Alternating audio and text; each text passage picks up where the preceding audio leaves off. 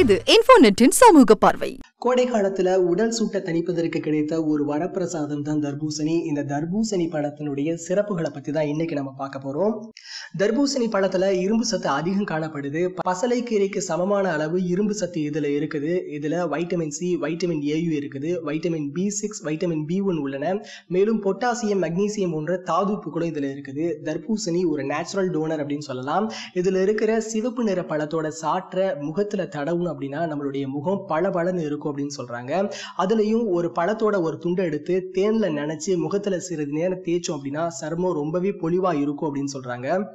இதுல இருக்கிற vitamin A சருமத்துறைகள்ல இருக்கிற அதிகப்படியான எண்ணெய் சருமத்துல இருந்து வெளியேறதை தடுக்கும். எனவே சருமத்துல இருக்கிற அதிகப்படியான எண்ணெய் பசையை தடுக்கலாம் அப்படின்னு சொல்றாங்க.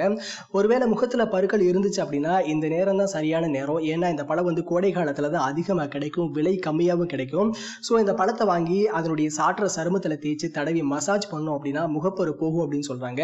இந்த தர்பூசணியை சாப்பிட்றதுனால உடல்ல உள்ள கொழுப்பை கரைக்கும். மேலும் கெட்ட கொலஸ்ட்ராலை குறைக்கிற தன்மை தர்பூசணிக்கு இருக்கு அப்படின்னு சொல்றாங்க.